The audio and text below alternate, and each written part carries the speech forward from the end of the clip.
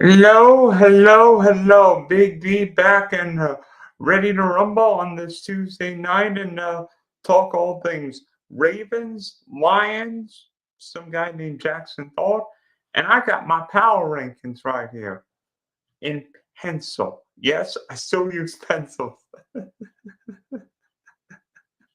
By the way, Hoss, thank you for reposting this stream because unfortunately my Jags beat your Texans 17-10, but both our quarterbacks suck, but that's a story for another day. You checked me out on the Driving to the Top Productions, Funky Spectrum Sports, and also in about an hour and 40 minutes, we will have our open sports mic where everything could be talking. I mean, we might talk ABS, we might talk which teams, which team, one and two makes the playoffs, and which team 3-0 misses the playoffs. Also talk MVPs and everything. But back to last night's game in Baltimore. Congratulations to the Detroit Lions because I myself did not think Detroit possessed a snowball chance of going on the road and beating Baltimore. Well, the Lions didn't just beat Baltimore. Detroit beat Baltimore in its own game last night. Usually the Ravens are the quote-unquote big bad Ravens because Baltimore plays so physical. Well, the Lions outmuscled the Ravens and winning 38-30 in a game that really didn't even feel that close. I mean, Detroit ran the ball so well. Detroit ran the ball for 224 yards. 224 yards. And the Ravens ran for 85. And watching that game last night, I'm thinking, wow, the Ravens defense is no longer dominant. This is not the 2000 Raven defense that could be there with the steel curtain defense, the Legion of Boom, the no-fly zone, 85 Bears. The Raven defense on the field last night made the Dallas Cowboy defense on Sunday look like the 72 Dolphins. Oh my goodness. Um, I wonder if Barry Sanders, how many old Barry Sanders could have run for if he played against those kind of defense in his prime. But Detroit came in with a game plan. The Lions were going to be aggressive, control the line of scrimmage, and by golly, they did so last night. Not only running the ball, Jared Goff was very efficient throwing the ball when the Lions wanted to throw the ball, not when the Lions were forcing to throw the ball. And, people want to poo-poo Jared Goff because he's not necessarily the most athletic quarterback, doesn't have the biggest arm, not necessarily. But Jared Goff's a darn good primetime quarterback. Remember, Goff beat Patrick Mahomes in that crazy 54-51 Monday night game that was going to be in Mexico and ended up being in the Coliseum. And Goff last night, 20-28, 202 yards, but made enough throws. And really, the Lion offensive line, I thought did a great job. Tate Rutledge, the young rookie guard from Georgia, played well. All the Detroit linemen played well. But the two guards I thought played really well. And of course, Decker and probably the best right tackle in football. Let me see. I can't think of his name.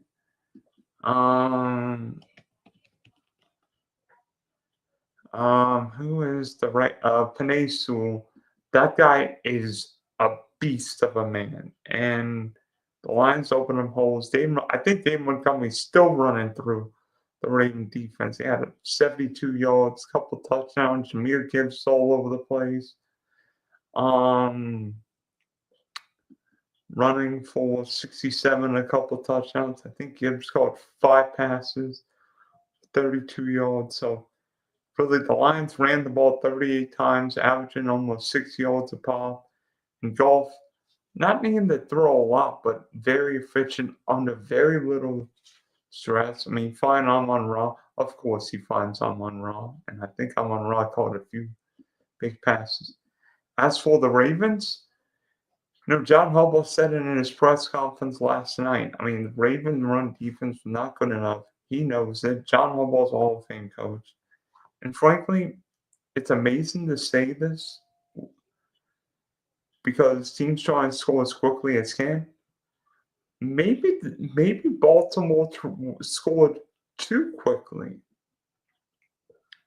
Because if you look at some of these drives the Lions put together, 18 plays, 7 plays, 11 plays, 7 plays, 7 plays, 7 plays.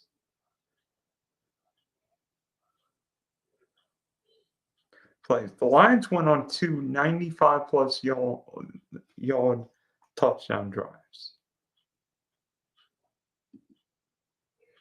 And the Raven drives were 6 plays, 3 plays, 8 plays, 4 plays, 11 play, 10 play, but not a lot of long sustained drives.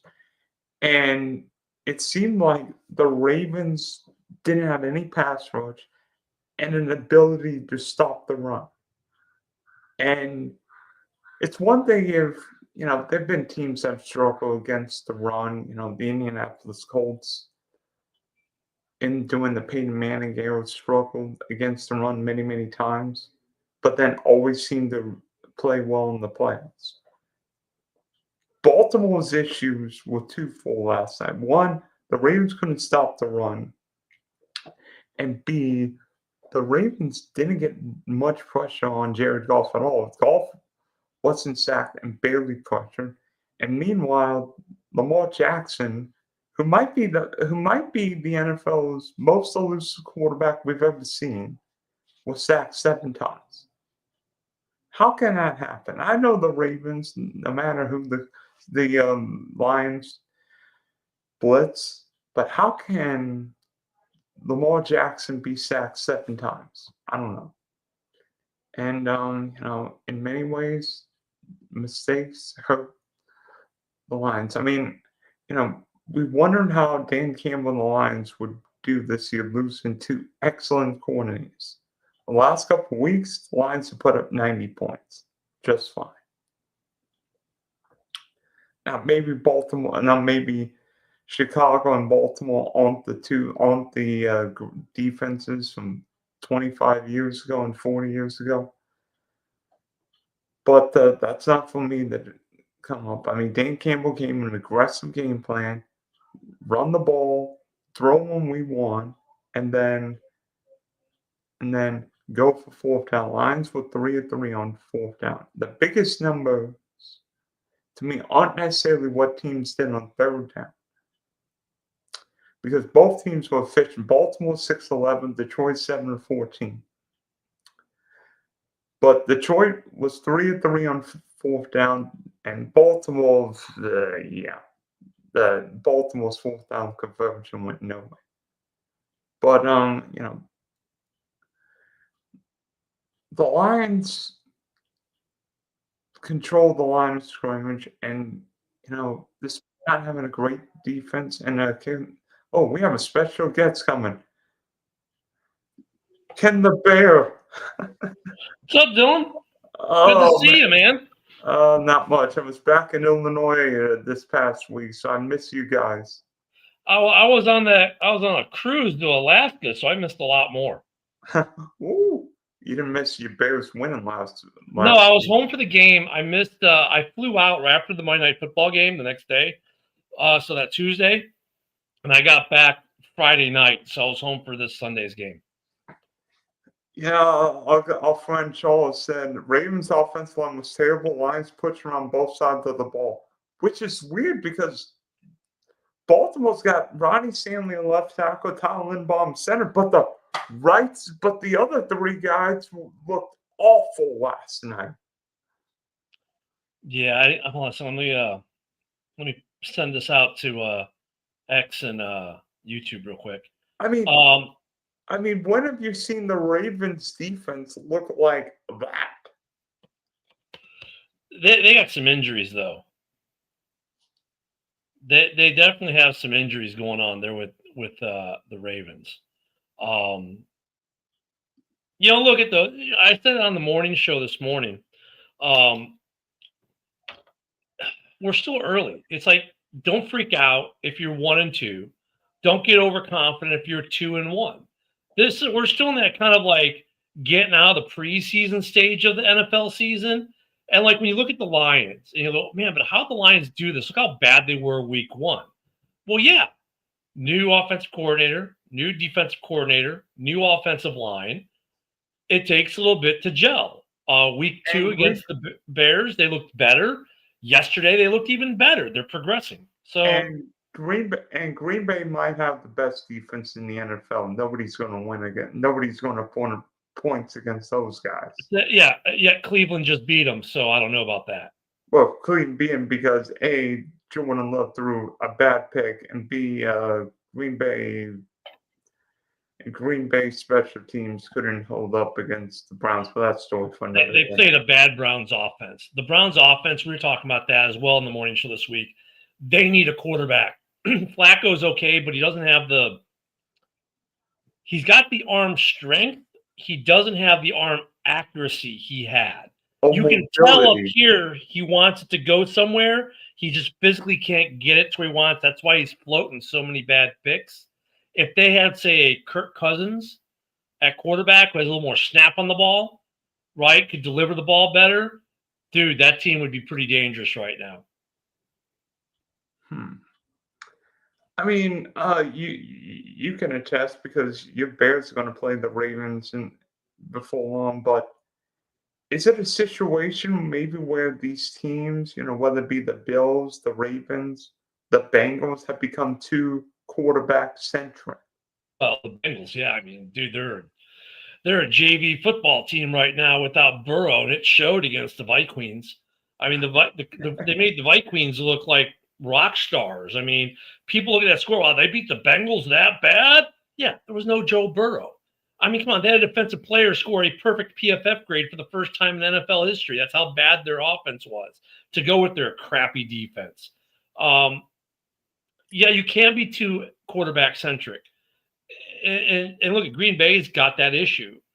All their money is on Love. I mean, they've got a decent running back. They've got a good running back. I shouldn't say decent.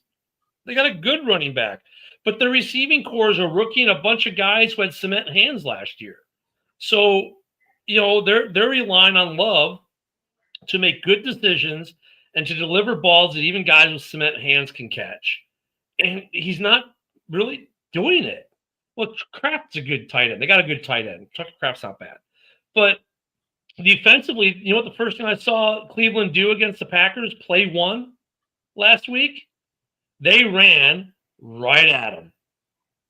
They ran right at Micah Parsons for an 8-yard gain, right out the gate. If you establish a running game against the Packers, that defense is not good because their secondary is very suspect. That's what I'm saying. If the Browns had a good quarterback, the Browns would have won that game probably by 2 scores. I also think in many ways, every team's going to have a bad Sunday once in a while. I mean, the Patriots lost to the Dolphins. Yeah. Dolphins. I mean, the Jags beat the Patriots. Well, the Jets Patriots to me is not a surprise. I said before I left on vacation, don't sleep on the Jets. They're going to be okay. And they're in it. And even the games they've lost, they've been right there. They've been in them. The teams that kind of surprised me right now, freaking Indianapolis Colts, man. Indiana freaking Jones. Where the hell did that come from? I mean, Daniel Jones turned into this year's Sam Darnold, and I bet you Giant fans are wondering, I wish we had that guy at quarterback. Dude, they didn't even punt until what? Week 3 was their first punt of the season? Yeah. I mean, now, jeez. Are the Colts it's good, or is it because Indianapolis has played Miami, maybe the worst team in the league, Denver, which can't get out of its own way, and the Titans.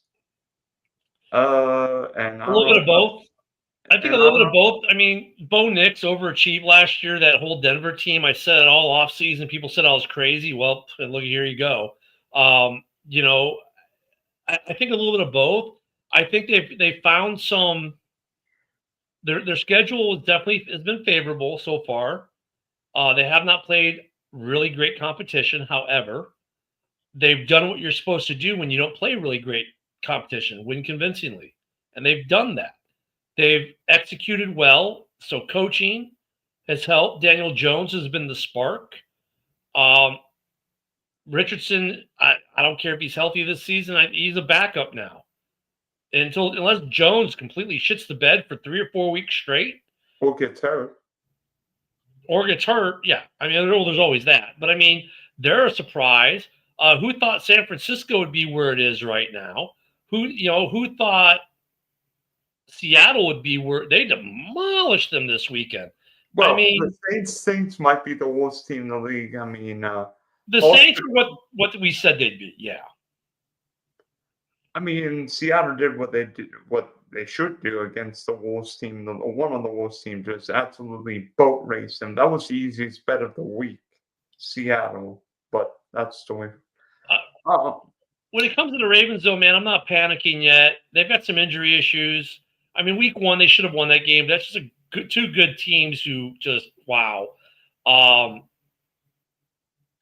They were in this one. It fell apart at the end for them, but look, you can't let the Lions run like they ran.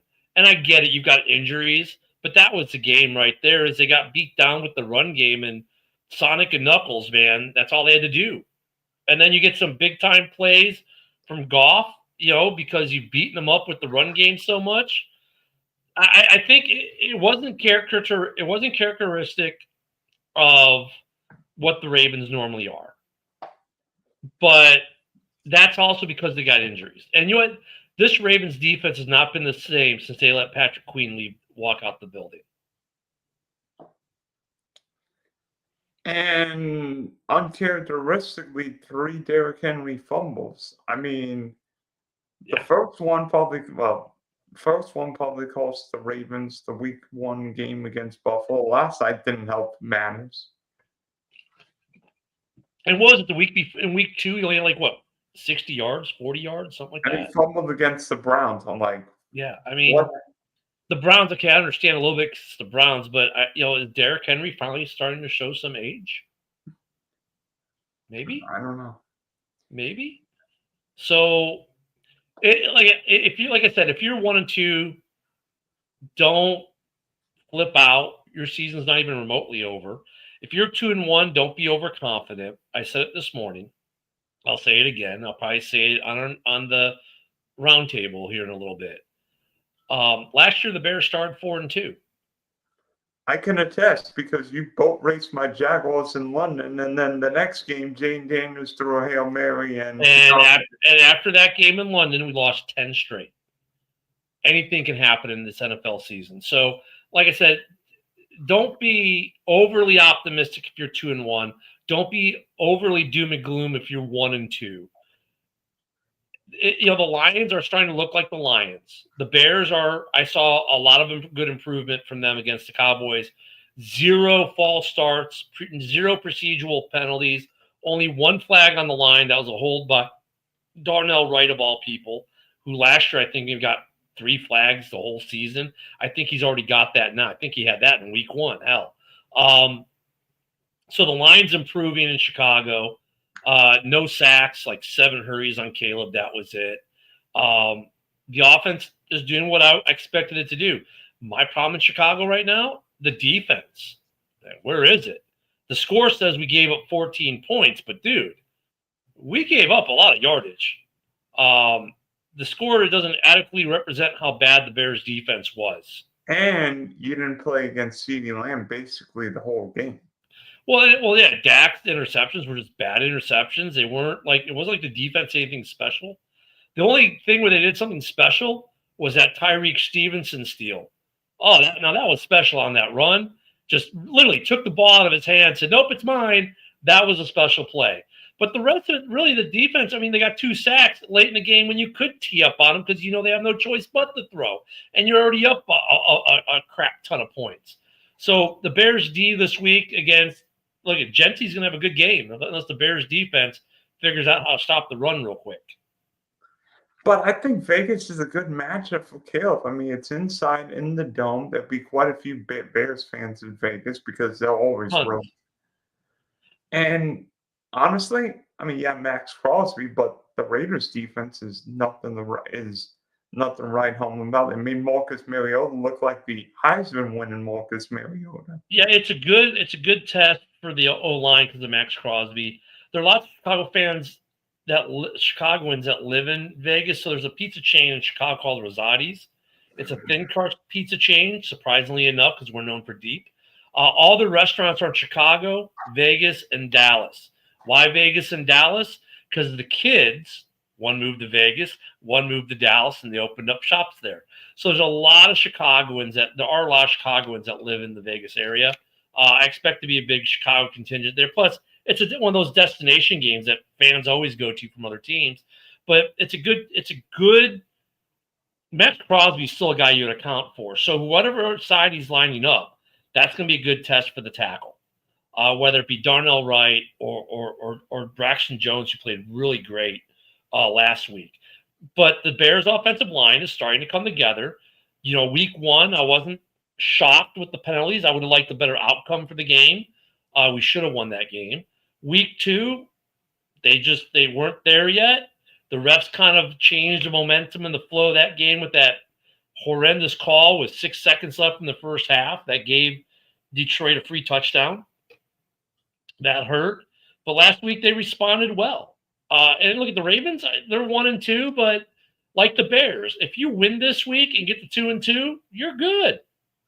By the way, I think this Raven-Chief game is absolutely monstrous because somebody's going to be 1-3. I would be more surprised if the Chiefs won than if the Ravens did, because I think the Chiefs, we've been noticing it for the last couple of years. They've been in decline. They've been finding ways to get there. But last year, look at all the one-score games. And now this year, they're getting that inverse. They're not winning the one-score games. And I mean, Kansas City might have won on Sunday night, but honestly, the Chief-Giant game might have been the worst game I've watched all year. Yeah. And you know what? They won because Dable can't coach. And Russell Wilson can only throw deep balls, but that's a story for another day. Like you put Dart in, he's going to run. Okay, so then you put Russ in, you try to run Russ, thinking, well, now they'll think it's a pass play because we put Russ in. And what does Russ do? Stumble and fall. Really, dude? I mean, part of that's Dable. Dable's on the hot seat now firmly, I think. They just do not call a good game. But that's been a surprise how bad the New York defense has actually been. It hasn't been that good, and they have a really good front seven. They just haven't been getting the pressure. They haven't been getting the result early. But KC, I think they're the one. They dropped to 1-3. I'll take. I think Baltimore. And does Harbaugh really ever lose back-to-back games? He did last year. Well, yeah. I mean, it's such a rare thing for Baltimore. And they're good. They're a much better team, I think, than Kansas City. Injuries, of course, notwithstanding. I like Baltimore early, and I'll have to look at the game more, but I like them better early. At least the Ravens can put up points. They can, which they can now, which hasn't always been true.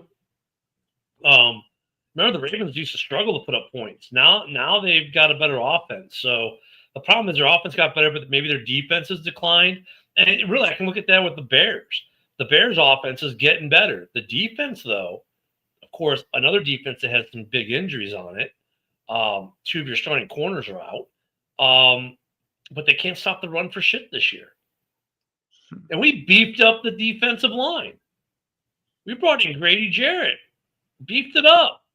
Brought in another edge rusher in Dio, who's actually playing pretty good. But we are not stopping the run for anything. Yeah, so I also think with Baltimore, maybe the Ravens scored too quick. I don't know if it's just me, but I mean, The Lions. It seemed like the Lions played to win, and the Ravens played not to lose. Like I saw Baltimore punt on 4th down, and you knew on that 4th and 2 late in the game, the Lions were going to throw the ball to Amon-Ra. Yeah, every time. Well, And how about that option play when Amon-Ra pitches it to Jahmyr Gibbs? It's kind of like, they brought the Ben Johnson plays back, which we know they still have, because obviously they're still there. But I mean, the Lions in a way remind me of the Bears this weekend. Here's what I mean by that. So the same thing you said about, well, maybe the Ravens scored too quick. Well, Tom Brady was saying that about the Bears. Man, the Bears are scoring. They just score too quick. Like, they're not giving the defense a rest. And then the Bears ran off a 9-minute drive that ended with a touchdown. Right? That would be effective. And that changed the whole game for the defense. It really let them get a nice break. And I think the Ravens have that same problem. They got to get more long, sustained drives. Yeah, it's cool when Henry busts out a 68-yard run for a touchdown, but it kills your defense. Yeah, and you know what also happens? Other teams, like, we don't want Lamar having the ball. We'd rather have the ball ourselves. Yeah. Yeah, So, don't give and especially if it's a close game like that. If it's going to be a shootout, dude, don't give them 8 minutes to score, and then you take a minute and let them control game clock all day and wear your defense down. Because then their defense is fresh. It's going to be easier for them to get that stop than maybe you. If you're getting your defense wore down because they're doing these long drives and you're doing 5-play drives for scores, and they're doing 20-play drives for score or 15-play drives, whatever. And where's your defense? You're going to lose in the war of attrition. Yeah, and so obviously big news coming out of the Meadowlands, where Giants rookie Jaxson Dart will make his NFL starting debut this weekend against the Los Angeles Chargers, and I'm already hearing the cheers from New York Giant fans saying about bleeping time. Wait, say that one more time. New York Giant rookie Jaxson Dart will be under center this weekend. Oh, he is starting because this morning I know they said it wasn't off the table, so they made that during the day, probably while I was cutting the grass. Yeah, I mean, you saw that coming. I mean, I don't know if I saw it this early, but Russ hasn't played well. No. I think we expected Russ to play better. So, I mean, look, he should have played Dart more in this last game. He should have. I mean, I don't know. It's early. The Giants season isn't over. They're still in it.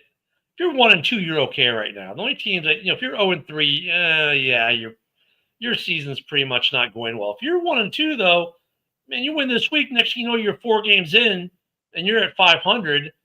You're in striking distance. Yeah, I mean, but watching that game on Sunday night, Cam Scatterbo was the most exciting play on either team to watch. Yeah, they got to fix some things up there in New York. I don't think the Giants are a playoff team. I don't think Dable survives a year. I don't the way it's going right now with his defense playing bad, or not playing up to its standard. If they don't turn something around up there in New York quick, he's gone. I think he's on the hot seat right now. I think that seat is hotter than Death Valley when it's 140 degrees outside. Yeah, considering it this morning, he said it wasn't off the table to make the change of quarterback, and now we hear in the afternoon and the change has been made. That was the GM calling saying, no, it's not that it's off the table, it's happening. I think this is a GM call, not a Dable call. Well, I think Brian Dable saw the same tape I did. I mean, Russ 18-32, 160, a QBR of 6.5. Jeez, that's terrible. I don't know how good your math is, but 6.5 is not good. No, not good. Considering Caleb Williams was a 142.6, something like that this weekend. Yeah, yeah. And by the way, the in old money terms, Russ's passer rating was a 43.8, like half of Mahomes. Yeah, it's And by not the good. way, watching the New York Giants, Malik Neighbors was being doubled. He was frustrated beyond belief, and I don't blame him. Well, there's a reason why Malik is going to not be that good this year, is because there's no one else. It's him. So all the onus is going to be on him. So he's going to be a little bit more hamstrung.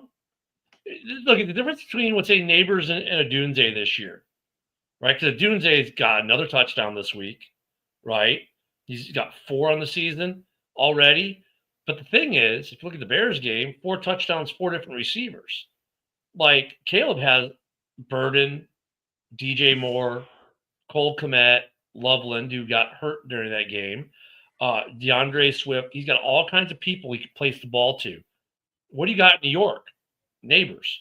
Okay, what about after that? Well, we got some guys. If you put the ball in their direction, they can probably catch it. The problem is they can't get open. Oh, play design. So until someone else can become a threat in New York, Neighbors isn't going to do shit unless he's playing a really bad defense.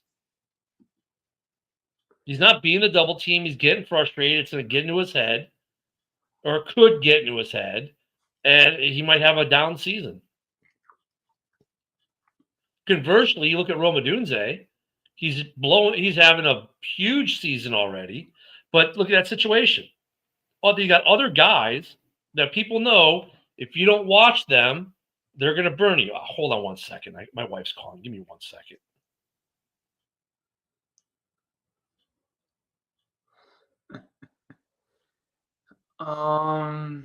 Sorry about that. Okay. But that's a big difference. Is Rome has a cast, right? Other threats the ball can be delivered to. Neighbors does not. You know what I also think's helping. The Bears' offense this year. You don't have Shane Waldron calling plays. He's not like Jacksonville, and we're seeing what's happening with Trevor and BTJ.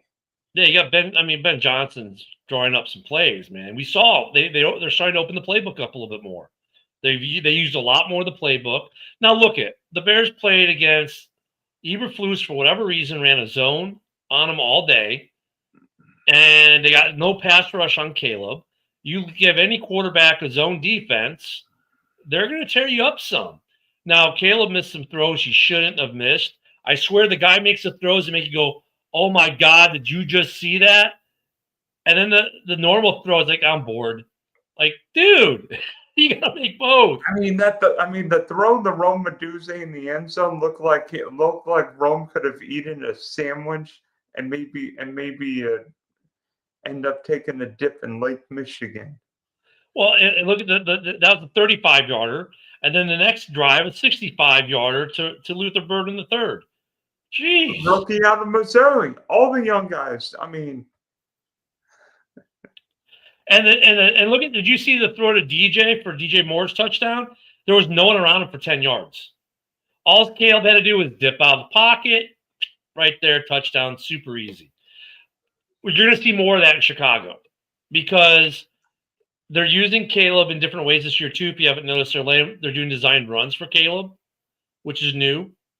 Now they're making the reason why that's the reason why that DJ Moore touchdown happened, because they had to have a spy on Caleb, and the spy had to commit when he dipped out of the pocket, and it left DJ wide open. So you're going to see this Bears offense getting better. I can't wait till we play the Ravens. It should be a fun game. I'm just hoping the defense gets better, or Derek's just going to run all over us. Lamar is going to run all over you guys. Who? Lamar is going to run all over you guys. If they don't fix that run defense, that might be problematic, right? Yeah, hopefully we get Spider-Man back soon. That'll help the back end too. That'll help the blitz packages.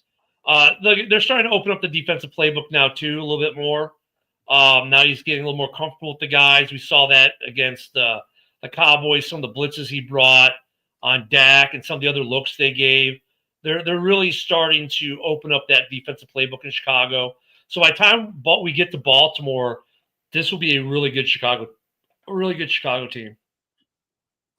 More looking last night, I have Baltimore to win, Lions destroying. That's the only game you'll see. And by the way, I bet the Ravens to win at 4.5. I bet the Ravens and I bet the Browns and the Rams in Illinois. And I was so pissed the Eagles ran that missed block field goal for a touchdown. Like, yeah, crazy week with special teams. But yeah, the Jets, Browns. Who are the Cowgirls? By the way, who are the Cowgirls? You mean the Cowboy defense, right? Isn't it ironic? Eberflus comes into Chicago. He knows Caleb better than any defensive coordinator in the NFL. And Caleb has a career day on him. Well, man, Eberflus didn't have Micah Parsons on his defense. He didn't have Micah Parsons in Chicago last year, and they still had a really good defense. I mean, Eberflus is a good defensive coordinator, but man, he looked like crap again. Look, I think they'll do good against Packers. That's gonna be a fun game. Yeah, Micah Parsons sacking Dak Prescott. That's gonna be, I would laugh if the Cowboys win because they do have that young edge rush who played pretty good against the Bears. So I get it. No, Dallas doesn't have a chance of seeing them. But I said wouldn't it be fun? Because if they do, then they're 2-2. The Bears are 2-2 after we beat the Raiders. The Lions, I can't remember who they play right now. They're 3-1. And the Vikings. Cleveland. Yeah, let's say Cleveland beats them. That could happen with that defense. You're not running on them. Dude, this whole division, the whole NFC North could be 2-2 after week 4. And then the Seals are going to Dublin to play the Vikings. Yeah, that's gonna be fun. That's gonna be fun. I think I'll take the Carson Wentz's over the Aaron Rodgers. Rodgers is playing pretty good, man. He's doing just enough. He's playing, because the Steelers somehow win those games because T.J. Watt always strip sacks somebody. I mean, New England. I mean, they haven't been winning by defense. So look at Aaron's had to win the game for him. Well, Pittsburgh won the game because New England couldn't hold onto the ball. That too. That's been an interesting season so far, but not freaking out yet. Yeah. Yep. Way too early. That's why I say Rick. Rick says it's only going to be week 4 for all the teams. He's still too early to say let's not get ahead. Yeah.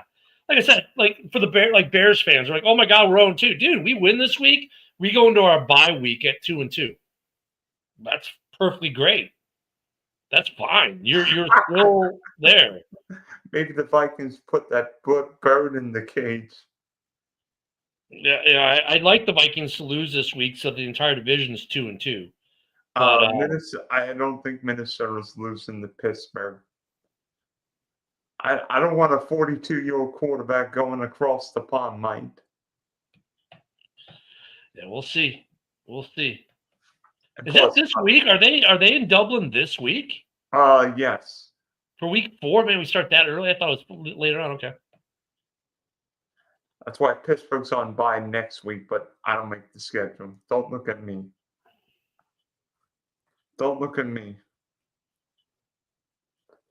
So I just know we played the 49ers this weekend. My Jets. Yeah, that's a surprise, 3-0, but Bosa's out now, so yes, they're gonna. Hey, you guys played the 49ers week 17. Is it that late we played them? Yeah. We thought they'd be where they're at right now, but Bosa's out for the year, so.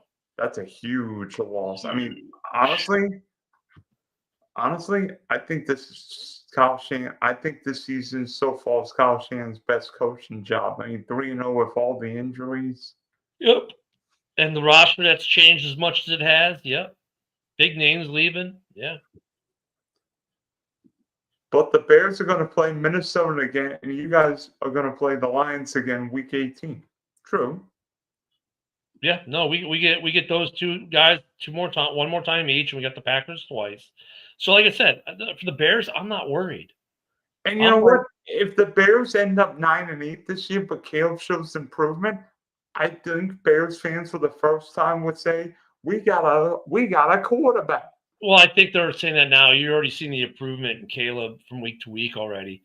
But I mean, look, if we win this week against the Raiders, which we should win this week, and you go into the bye at 2-2, you're okay. And by the way, you're doing that without two of your top 3 defenders. You probably don't want a week 5 bye in that case if you win on Sunday. That's what I'm saying. The week 5 bye is actually kind of a good thing in a weird way for the Bears. If Spider-Man's not playing this week, maybe we get him back by week 6.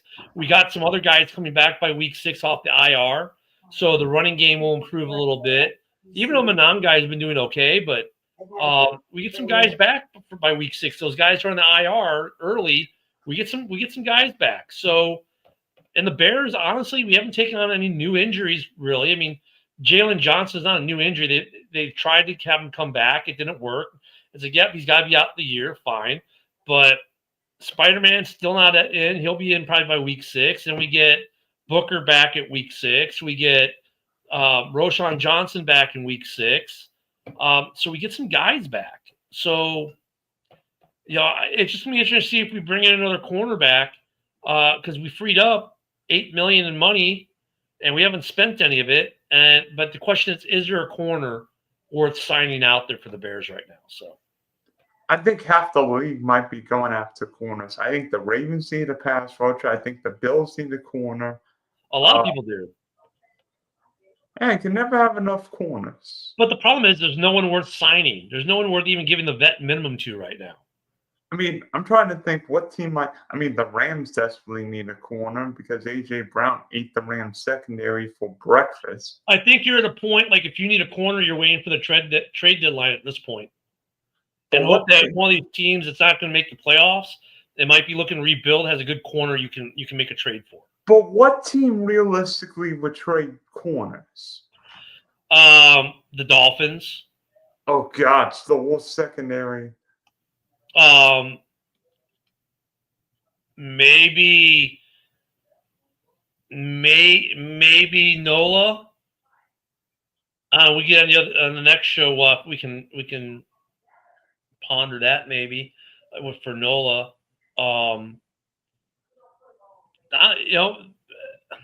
Cincy. If I'm Cincy, I'm just packing it in for the year. I'm sorry. I'd shut Burrow down for the year. He's not coming back this year. And just like get that number 1 pick and then trade it and get yourself a boatload of offensive linemen to protect them and do just go that route. So yeah, you might be able to trade off a safety through that. I mean, I don't know. There's some teams that will though. I'm thinking some teams. I think Trey Henderson is gone. That's what I think. He's a free agent. So he's a free agent. They'll trade him possibly. Rick, okay, you're from the south side. I'm from the northwest burbs, man. So I was just up there on my way back from in fact, we went to the cruise. You flew through O'Hare. So we stayed by O'Hare. So I got me some, on the way out to the cruise, I got me some Lou Malnati's. On the way back home, I got me some Portillo's. So I was all good. But hey, what time is it? The next show is at what, 7 or 7:30? 8 Eastern, right? 8 Eastern? 9 Eastern. Oh, okay. Oh, so we still got like an hour. Okay. Yeah. I always get that confused. I was just thinking of a couple teams.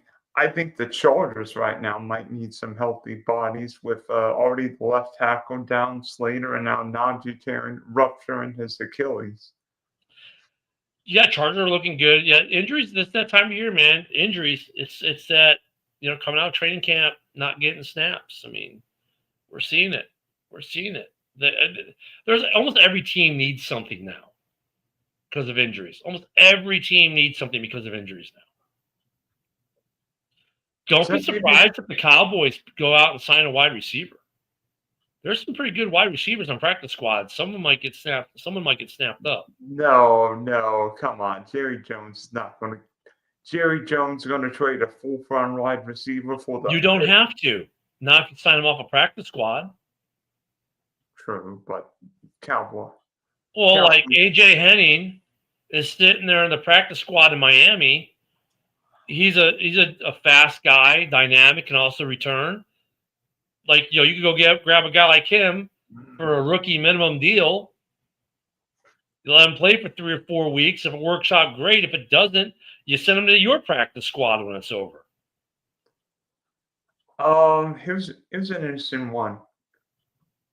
Tyreek Hill's going to the Chiefs, right? Yeah, of course he is. But what's your top 5 NFL ranking list through week 3?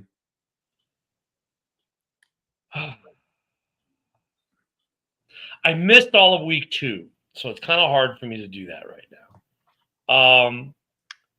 Do you want me to tell you who won week 2? Because I could probably tell you off the top of my head. Well, no, I'm basing off of week 1 and week 3. I know mostly who won, lost week 2, but because really the record's insignificant at this point. I would say the Lions have to be up there in the top 5 right now, is the way they've been improving. The Bills are up there.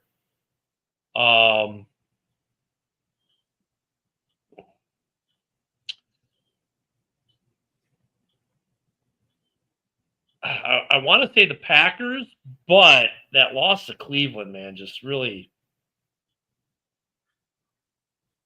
The Chargers are in the top 5 right now. So the Chargers, the Bills, the Lions.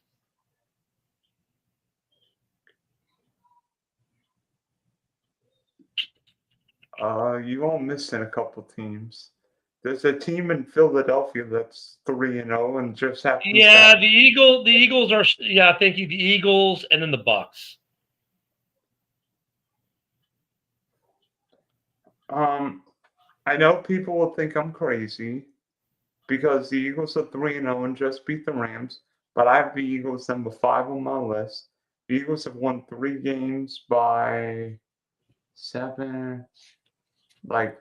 13, 14 points. I think the Eagles have been a little fortunate to win. On Sunday, finally, the Eagles let A.J. Brown out of his doghouse, and A.J. Brown pulled in the Rams. And, who knows what the NFL will do with this search push. I'm intrigued to see what the Eagles do against Tampa this weekend. I think it's a high-scoring game, but the Bucks have some wide receiver issues with now Evans down for a couple weeks. Yeah, but you lose Evans and you get back. What's his name now? I don't think Godwin will. I don't think Godwin's back. I think Godwin. They're saying Godwin's gonna be back, but Godwin's going to be on a snap count. Yeah, that's okay because you got Mbuka there. So, but Baker just does things, man. Baker does things. It's like Baker things, man. He just does it. I know it sounds trippy and weird, but Baker does Baker things and he wins games. Just like Matt Stafford does Matt Stafford things, and all of a sudden they win a game they should lose. I mean, he's an X factor. I mean, the Bucks are 3-0, and be honest with you, Baker's. But you know what? The record doesn't mean much to me. Like I tell you right now, the number 1 team in the NFL right now is probably the Detroit Lions, and they're 2-1. And I don't have Detroit in my top 5, but that's just me. They're probably the top team in the league right now. You look at the way they're playing now from week 1. I worry about Detroit if the Lions face Philadelphia. I wonder if Detroit can handle Philadelphia's physicality defensively. I think their line's proving that it's fine. I mean, they held up against Chicago pretty good. They held up last night pretty good. They ran. Their running game is still the best in the league. That tandem is just insane. J-Mo is actually being what they said he was 3 years ago when they drafted him, or 4 years ago. He's not just a gadget guy. He's now being a legit receiving threat. No, I mean, dude, they're dangerous. Right now, and you know what? They're not even clicking on defense yet. They're not even fully clicking on defense. Like you saw some of it last night, but they're still getting better. I think they just got mollywopped in week 1. You know, it was a bit of a learning curve for them, and then they snapped back in, and now they're back in place. And I think in the NFC, they might be the team to beat right now. I don't think the Lions are better than. I don't think the Lions are better than the Rams, Eagles, or Packers. I still think even though the Rams lost, give me Matthew Stafford every day on Sunday. Sean McVay, Devontae Adams been balling. Puka Nakua's. If you would have had, I just worry about the Rams secondary. you know what though? If you would have had Packers Lions in week 4 versus week 1, completely different game. Completely different game if it was in week 4. Honestly, the Packers, dude, they picked up Micah, great. The Browns, like even with their inept offense, still were able to run on Micah Parsons, and that's how they scored their touchdowns, running the ball. If they had a confident quarterback, and I'm not saying Flacco's not confident, like mentally he's there. Physically, his body is starting to betray him. He's not making the plays that his mind is telling him to make. If you had to say Kirk Cousins, who still got that sharpness to his ball, that accuracy, I think they would have beaten the Packers by at least 10. They wouldn't have had to come down to a last-second field goal block and then a last-second field goal. Honestly, the Packers a little overhyped right now, I think. I don't think they're the best defense in the league. I don't think they're the best defense, particularly maybe even in the North. I think that might belong to Minnesota right now. Offensively, Green Bay, not doing much. Yeah, granted, you played a great defense last week. But who did they play in week 2? Washington? Yeah. Another team that overachieved last year. Week 1, they get a Lions team that has a brand new O-line, brand new OC, DC, trying to figure it out. First time these guys are getting live snaps, really, because they didn't play in the preseason. So let's say week 1, wash that. I think the Lions are better than the Packers right now. Doesn't sound like the, it might not be the craziest thing. I mean, look, it's the first 3 weeks, man. We can't. The problem with the first 3 weeks is we try to make informed decisions and say and give predictions. But the problem is the first 3 weeks are like the end of training camp, man. Like week 1, you don't really get an idea of anything except whether they were prepared, which team was better prepared coming out of camp. That's all you get. Week 2, you're starting to see some improvements. Hopefully not regression. Week 3, okay, now we're starting to get a little bit more of an idea of what these teams are becoming. Week 4, we get a better picture by week 5, or for the guys who have a bye week in week 5 and week 6. By that point, we have an idea. Right? Now we have an idea. By week 7, we know what's what.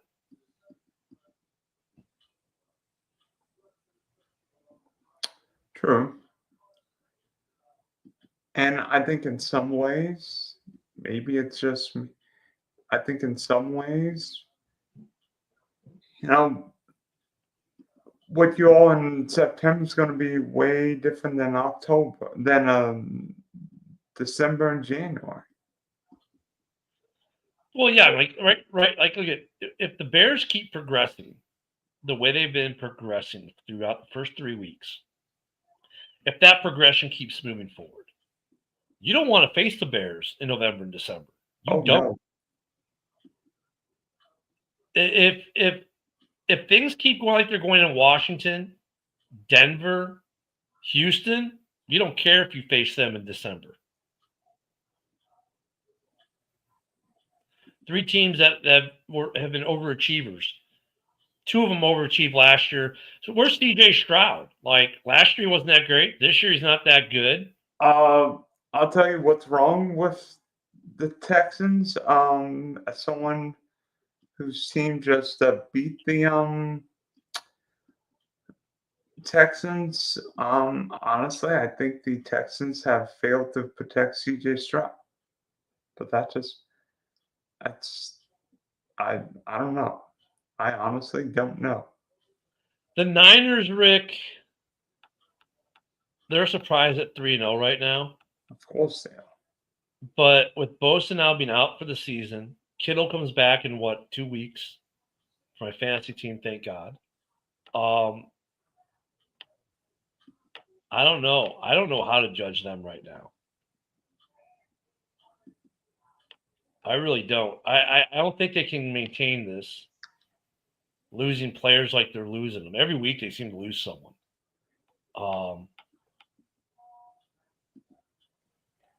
They better hope Warner doesn't get hurt. Or McCaffrey. Yeah, he'd be the one guy. He'd be the one guy to stay healthy. Yeah.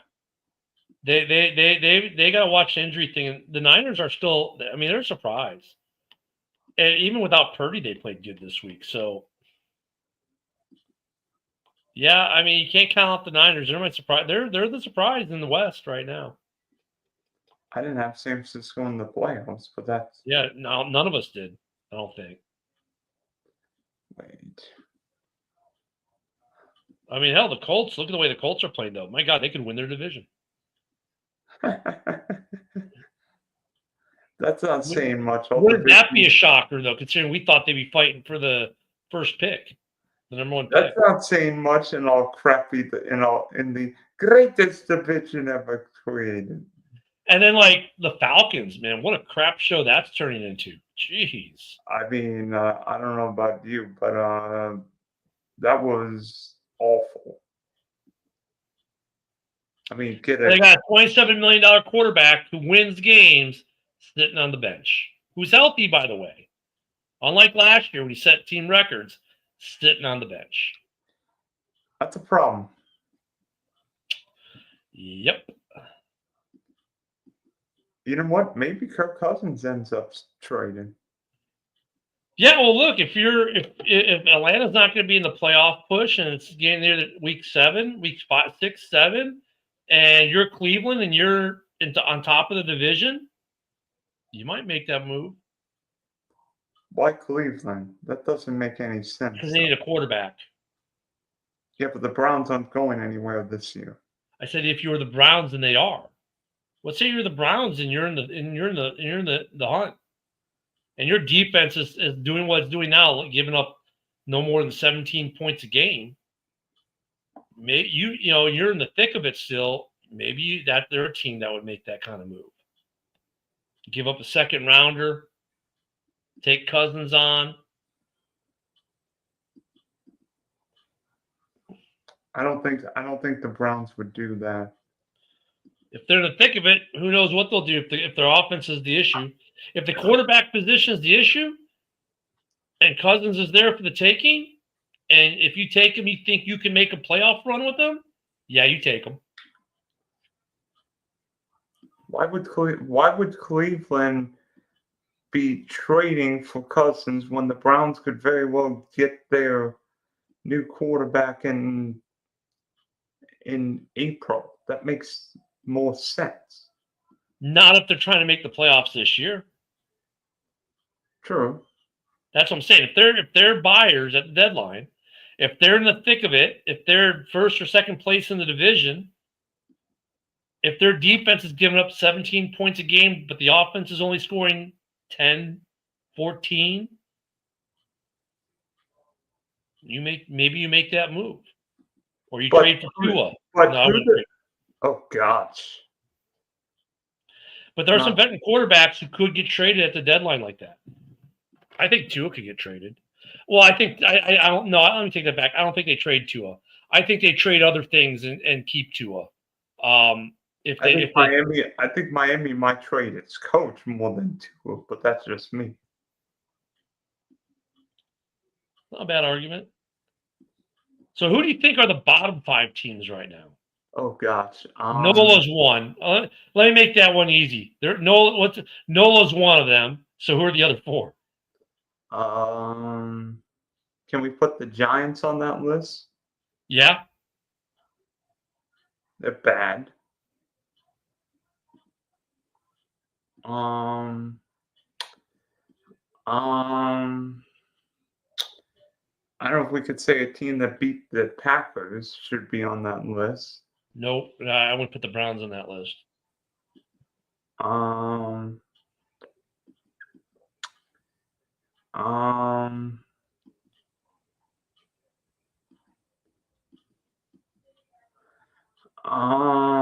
let me think about that for a minute. Tennessee. Okay. So we got Tennessee, Nola, and who was in the Giants?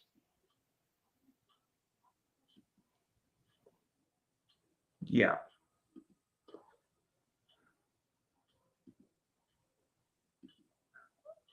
Um,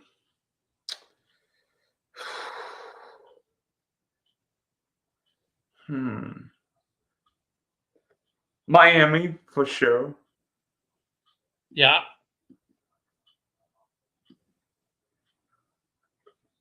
Even though my best friend's a Dolphin fan, he's probably listening, thinking, Dylan, I can't believe you said that, but I'm just being totally objective. I'm going to go with the fifth team, New England. No, New England's not that bad.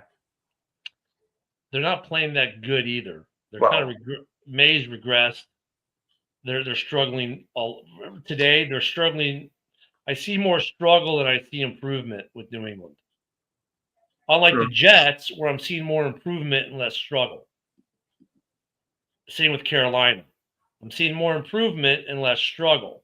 But with New England, I'm seeing regression in their quarterback. I'm seeing more struggle with their holding on to the ball, and defensively, I'm seeing more struggle than I am improvement with them. I don't think that's crazy. Wait, I can't do that. Oh, darn you. No. Uh, yeah, I don't think it's the worst. I don't think it's the worst idea.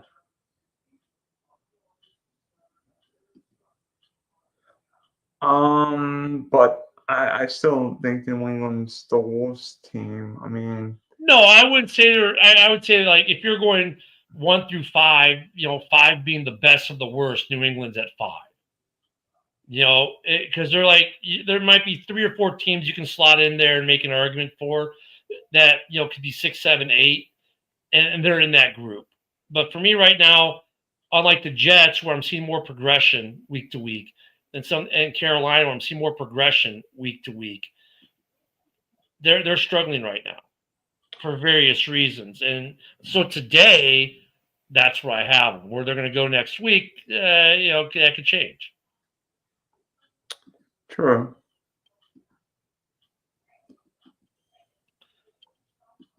But it's tough with these guys.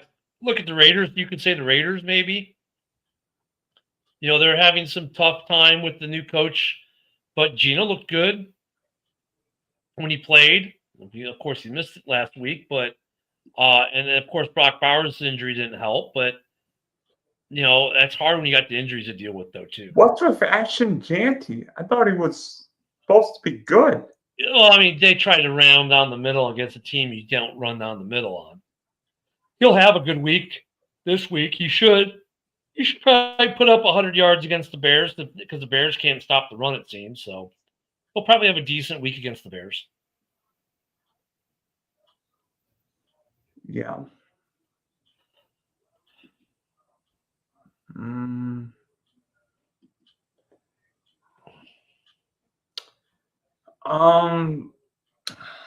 Thinking. I don't know if I don't know if the Cowboys be bad enough for the top 5. Maybe without CeeDee Lamb now. Yeah, they could definitely fall into the bottom. We'll see how they do against Green Bay this week, but you can make a case for them too. Yeah, I thought about that for a second because the Bears just mollywopped them. But, well, score-wise, but like I said, defensively, it wasn't as good as you thought because some of it was gifts. And the run defense was terrible. The pressure on Dak was terrible for a lot of the game until the end. But that's because you could tee up on him then. But you saw improvement in scheme and some other things. But you could put the Cowboys there because, like, look, they had to go to overtime to beat Russ. So, yeah, you could definitely put the Cowboys there. And Russ threw for like 800 yards, 400 and something yards. Yeah. So, yeah, you can put the Cowboys there. That's another one that you can make a good argument for. We'll see how they do against Green Bay this week. See if it's a close game or not. There might be more Packer fans. Oh, yeah. Oh, yeah. Dallas. Oh, yeah. They're going to invade like they think they own Dallas. And they have owned Dallas for years. So let's see what Eberflus does for that defense down there. If he comes out against the Packers playing zone defense like he did Chicago, they're going to get torched. But the Packers got issues, though, man. Their offensive line is pretty dinged up. Well, yeah, losing Tom first play of the game didn't help. Yeah, losing Zach Tom was massive. So, and you're not just saying it because you're a Bear fan. No, I like Zach Tom. I've met Zach Tom. I've had conversations with Zach Tom. Great guy. I wish he was a Bear. Undeniably a great offensive lineman. Him going down was massive for them. They have especially against Myles Garrett. That might have been the worst time for an injury. Yeah, look at Myles Garrett. Like I said, like you just got to run on him. You establish a run game on him where you can now play action, do other things. You kind of negate him a lot. That's always been the book on him. Packer fans now last year would say, well, that's what you got to do on him. And I'll say, oh, but he stops the run. Look, if my success rate on you is 66%, that's good. He stops the run about a third of the time. That's bad. They think it's a good argument, but that's why I'm saying you run on him. Yeah, but he stopped the guy in the backfield. Okay, on one play. The other three other plays, they gained 6, 7, 8 yards a chunk on him. So, okay, that's a good trade-off. That's a good trade-off. So, for the offense, that is. So, like I said, the thing that made Myles Garrett look good for them is like Rashawn Gary's playing much better for them right now. Other guys on defense have stepped up a little bit, and that hasn't let their secondary get exposed. But I still say, if you look at Cleveland was able to establish the run. If they had a better quarterback, they would have completed a lot of balls. Because that secondary in Green Bay is not good. Not that good. Especially without Jair Alexander. Yeah. Although he's hurt anyway. Although Jair hasn't even played for the Ravens this year. No, he's hurt. They did whatever they did, but yeah. So yeah, it'll be interesting. I don't know. I'm sure we'll talk about some more in about a half hour when we do the roundtable. But we did a top 5. Let's see what how easy or hard it would be to do a bottom 5. It's still early. If you're 1-2, don't freak. If you're 2-1, don't get overexcited. If you're 3-0, hey, your playoff chances are looking pretty good right now. Didn't Minnesota go like 6-0 one year and miss the playoffs? I mean, look at the Bears were 4-2 last year and then lost 10 games in a row. So, I mean, anything's possible in this league. So, as far as whether you should be feeling good or worried, like if you're 3-0, you should be feeling pretty good right now. You're 3-0. If you're 2-1, you should be feeling all right. Not overconfident, but feeling all right. If you're 1-2, hey, you're not out of this. You're still in position. If your team is improving week to week, you're in this. You might be 2-2 by the end of the weekend. If you're 0-3 or 1-2 and now you're getting a lot of injuries and you're trending down a little, okay, I can understand maybe a little worry there, but if I'm a fan of any team, I'm not worried until I'm 6 games into my record. If I'm 2-4, I worry. I'm like, oh, well, this was not the year. If I'm 3-3 at that point, I'm like, all right, we're still in this. I'm at 4-2, I'm feeling good. You know what I mean? So. Yeah. And also, injuries are going to change. Teams are going to change. Trade deadline's going to change some teams, maybe. I mean, what happens if the Bills got? Name me a random player. Man, Bills are just, yeah. By the way, get this weekend the Bills play the Saints. Oh no. And my boat raised by 100. I'm not We'll kidding. see. This will be a fun week. This will be a fun week this week. I can't wait for the games.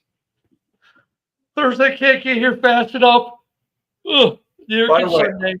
By the way, I will tell you this. I hate doing Monday night games. Yeah, I'm happy the Bears. Well, we got another Monday night game coming week 6, but I hated week 1 being Monday night. I hate having to wait, but who do you guys play? We got week 6. We got the Commanders in the revenge game on Monday Night Football. Oh, there will be a Hail Mary in that game. God, I hope not. There will be a Hail Mary in that game. I don't know by what team, though. Yeah, I hope not. But, yeah, I think that's our last Monday Night Football of the year. I think we might have a Thursday. No, I don't think we have a Thursday this year. You have a Friday. We don't have Thursday. We got Black Friday, which is not as bad. I'd rather have Black Friday than have Thursday for Thanksgiving. I mean, it's only a day, but still, it's an extra day of practice. But extra day of practice? You mean walkthroughs, right? Yeah, they're gonna do walkthroughs on Thanksgiving. Isn't that gonna be fun? Yeah, walkthroughs with Turducken, with whatever. The Turducken. Yeah. Yeah, hopefully you don't have any Thanksgiving meltdowns like last year. I mean, that might have been the worst brain cramp I've ever seen. Good old Eberflus. Yeah, we'll see. Hey, he still can't win in Chicago. Even as a Cowboy coach, he's still lost in Chicago. Gotta love it. And then and you left with time, and you left with timeouts. Yep, Ben Johnson Ben Johnson made some mistakes in week 1. He made some mistakes in week 2. He cleaned up his mistakes as well in week 3. That's what's with the Bears. I'm seeing improvement at almost all levels except for defense right now. But towards the end of the game, you could start to see we were having a little more confidence. They opened up the playbook a little bit more. They started to do some things. So I don't know if it's a turning point for the Bears defense, but we'll see how they do this week against a not so great Vegas offense. If they can stop Genty running, then I'll be happy. So, unfortunate mistakes. By the way, what is going on with Jacoby Myers? They're just having issues with getting. Look, it's a new playbook. It's new everything. There's going to be hiccups because even like they moved Max Crosby from the 8 to the 5. That's why his production's down. He's got to adjust. So teams are still adjusting. Remember, you got all these teams with new head coaches. They're still adjusting. And when you don't play in the preseason, this is the first 3 weeks were your preseason. So we'll see. Yeah, we will indeed. It's going to be interesting to see what happens. Yep. So, by the way, you can check out Ken and me on the Driving the Top production open sports mic in about a half hour. I don't know how long I'll stay. Yeah, about 31 minutes from now. And